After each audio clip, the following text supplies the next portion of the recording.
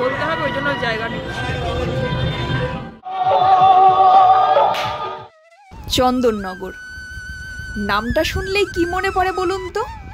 হ্যাঁ, চন্দননগরের লাইটিং আর জগদ্ধাত্রী পুজো। আমাদের আজকের এই ব্লগটি চন্দননগর যাত্রা নিয়ে। আমরা জগদ্ধাত্রী পুজোয় এবার একদিনের জন্য চন্দননগর ছিলাম। লোকাল ট্রেনে 15 টাকার টিকিট কেটে আমি বেশ অনেকটা আগেই পৌঁছে গিয়েছিলাম, আর পতিদেব এসে পৌঁছলেন এই ঘন্টা 2 পরে।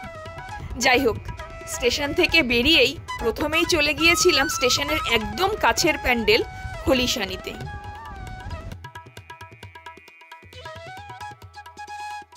এমএসসিতে পড়াকালীন বন্ধুদের সাথে একবার চন্দননগর এসেছি আমি, তাই আমার জগদ্ধাত্রী পুজো সম্পর্কে এখানে একটু হলেও আইডিয়া ছিল। কিন্তু ওর প্রথমবার চন্দননগর আসা আর প্রথমবার এই জগদ্ধাত্রী পুজো দেখা।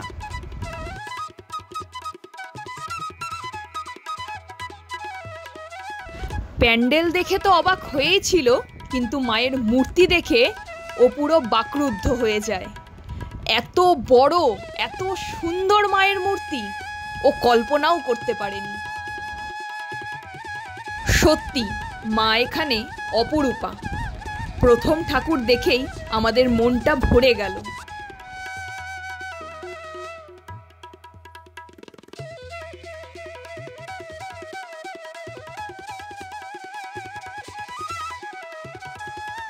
এর ঠিক পরেই হাঁটা দূরত্বে ছিল ফটকগড়া মাতৃমন্দির। এখানেও মায়ের রূপ সত্যি অপূর্ব, অতুলনীয়।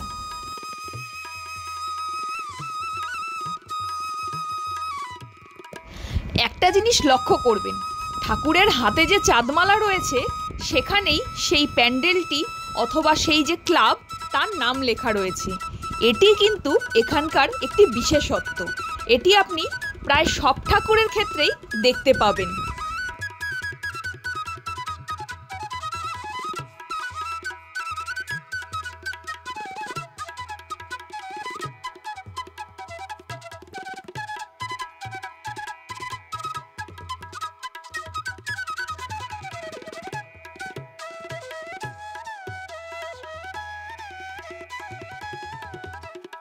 দুপুর গড়িয়ে বিকেল, তখনও অবধি মাত্র 4টে ঠাকুর দেখা হয়েছে, কিন্তু ওদিকে যে পেটে ছুঁচোয় ডন দিচ্ছে। অগত্যা একটি রেস্টুরেন্টে ঢুকে পড়লাম।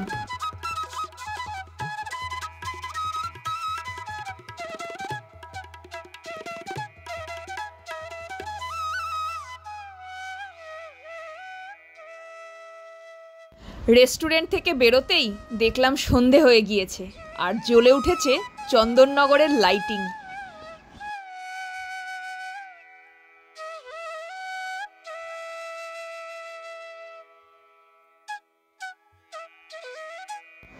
পথে যেতে যেতে চোখে পড়ল এই বাচ্চা মেয়েটিকে। বাঁশ নিয়ে দড়ির উপর সে চেষ্টা করছিল বিভিন্ন খেলা দেখানোর। মানুষকে পেটের দায়ে কতই কি করতে হয় না। রাতের খাবার কি পাবো না সেটা নিয়ে শিওর ছিলাম না, তাই দুপুরে যেখানে খেয়েছিলাম সেখান থেকেই রাতের জন্য বেশ কিছুটা খাবার আমরা প্যাক করে নিয়েছিলাম। কিন্তু এই বাচ্চা মেয়েটিকে দেখে মনে হলো ওকে দেওয়াটাই উচিত হবে, তাই আমাদের কাছে যা যা প্যাক করা ছিল সবটাই ওদেরকে দিয়ে এসেছিলাম। থাকার জায়গার ওখানে ব্যাগ রেখে একটু ফ্রেশ হয়ে বেরিয়ে পড়লাম কাছাকাছি ঠাকুরগুলো দেখে নেওয়ার জন্য। আমরা প্রথমেই চলে গেলাম আদিমা, অর্থাৎ রাজা কৃষ্ণচন্দ্র যেই মন্দির প্রতিষ্ঠা করেছিলেন সেই আদি মায়ের কাছে।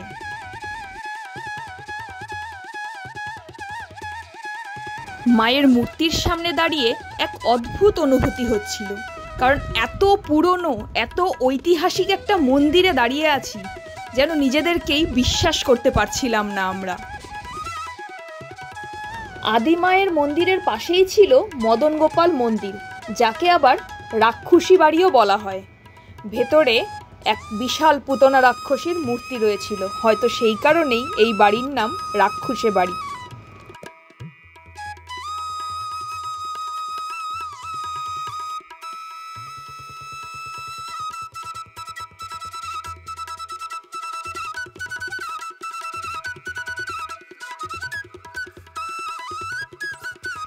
কাছেই ছিল জগন্নাথ দেবের মন্দির।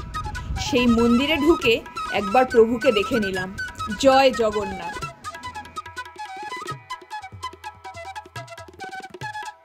বেরিয়েই দেখতে পেলাম শুরু হয়েছে জগদ্ধাত্রী মায়ের সন্ধ্যা আরতি।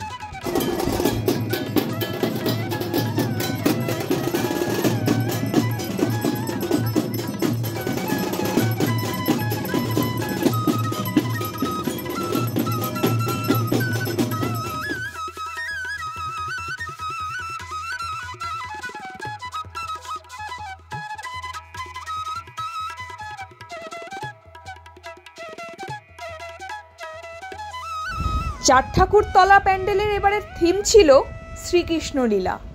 শ্রীকৃষ্ণের ছোট থেকে বড় অবধি তার বিভিন্ন কার্যকলাপ চিত্রের মাধ্যমে এখানে তুলে ধরা হয়েছিল।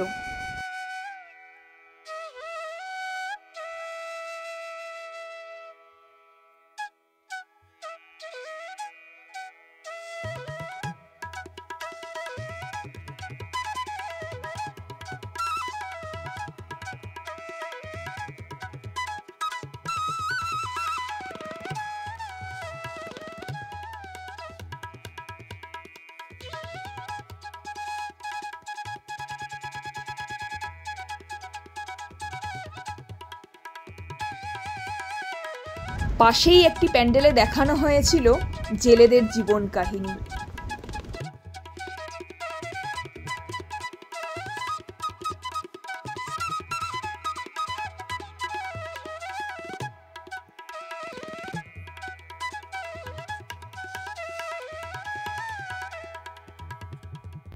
ওমা, হঠাৎ করে আমরা পৌঁছে গেলাম সহজ পাঠের পাতায়। ছোট খোকা বলে অ আ, শেখে নিশে কথা কওয়া।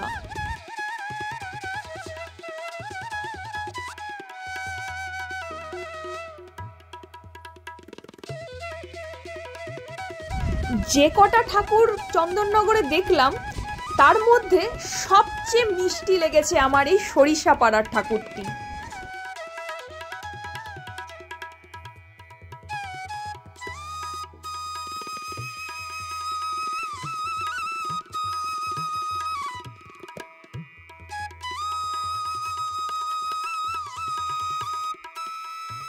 এই বোরকালীতলার মূর্তিতে ছিল ছোটা ভীমের ছবি।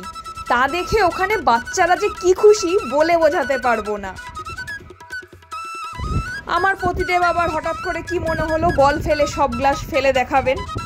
তো যাই হোক, পারলেন কি না, শেষ অবধি 4টে পেরেছিলেন। সেই 4টে পারার জন্য তিনি পেলেন এই সান্ত্বনা পুরস্কার।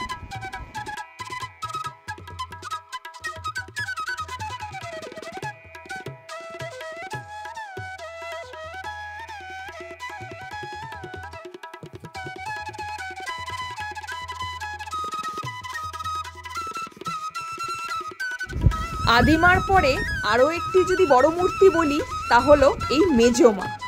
এখানে গিয়েও আমরা পেয়েছিলাম সন্ধ্যা আরতি। আর ঠাকুরের রূপ দেখে সত্যি কিছু বলার নেই, বলার ভাষা হারিয়ে ফেলেছিলাম আমরা।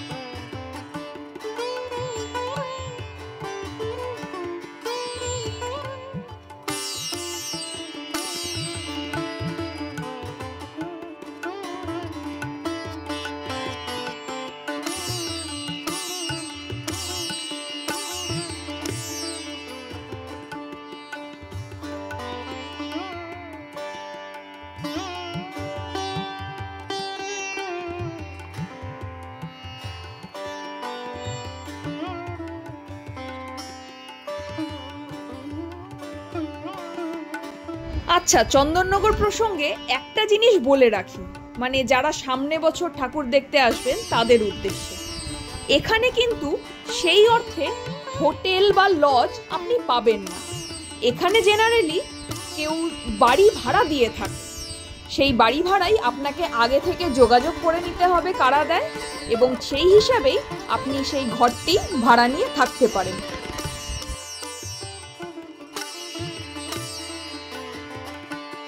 ভোর 5টায় আমরা আবার বেরিয়ে পড়লাম ঠাকুর দেখার উদ্দেশ্যে। প্রথম গন্তব্য হেলাপুকুর। চন্দননগরের জমজমাট জগদ্ধাত্রী পুজোগুলির মধ্যে এটি অন্যতম।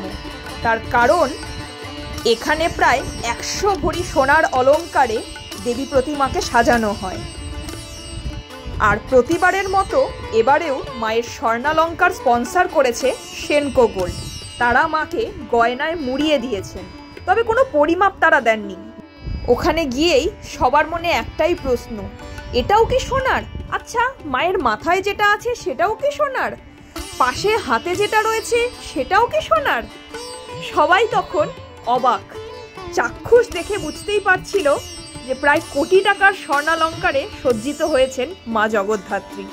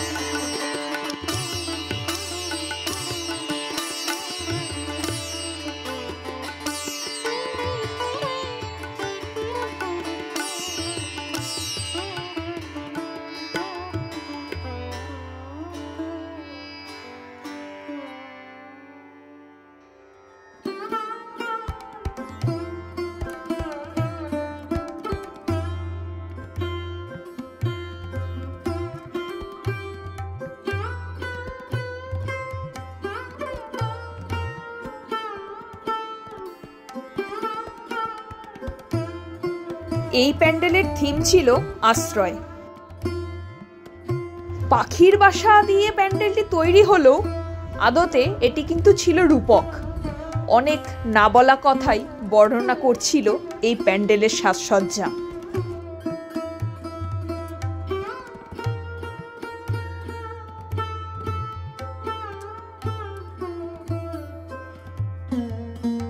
সবথেকে সুন্দর ছিল এই প্যান্ডেলের ভেতর একটি কথা, যেটি মনকে একেবারে নাড়িয়ে দেয়।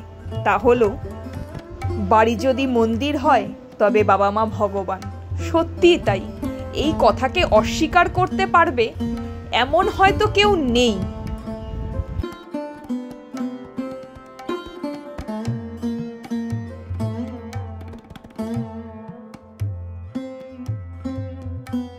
আমার খুব ইচ্ছে ছিল ওকে এই চন্দননগরের ঘাটটি দেখাবো। তো যাই হোক, আমাদের রিক্সাওয়ালা দাদা সেই ইচ্ছেটিও আমার পূরণ করলো। আসলে রিক্সাওয়ালা দাদা বললাম এই কারণে যে এই সকালের যে আমাদের ঠাকুর দেখা তা কিন্তু রিক্সাতে চেপেই। তো সেই রিক্সাওয়ালা দাদা নিয়ে এসেছিল আমাদের এই চন্দননগর ঘাটে। বেশ কিছুটা সময় কাটিয়ে বেরিয়ে পড়লাম পরের প্যান্ডেলের উদ্দেশ্যে। উর্দি বাজার, এটি ছিল আমাদের এবারের মতো শেষ প্যান্ডেল, কারণ এরপরে রয়েছে বাড়ি ফেরার ট্রেন। তো যাই হোক, এই প্যান্ডেলের থিম দেখে আমার ভীষণ ভালো লেগেছে, কারণ এই সেম প্যান্ডেলই শিয়ালদায় কোনো একটা ক্লাবে দুর্গাপূজার সময় করেছিল। আমার তখন খুব ইচ্ছা ছিল যাওয়ার, কিন্তু তখন যেতে পারিনি। তাই এখানে এসে আমার সেই অপূর্ণ ইচ্ছা আজ পূরণ হয়ে গেল। প্যান্ডেলটি যেমন সুন্দর ছিল সবুজে ঘেরা, তেমনি মায়ের মূর্তিও ছিল অনবদ্য। এখানেই দেখলাম জগদ্ধাত্রী মায়ের সাথে সাথে লক্ষ্মী, সরস্বতী, কার্তিক, গণেশ এদেরও মূর্তি রয়েছে।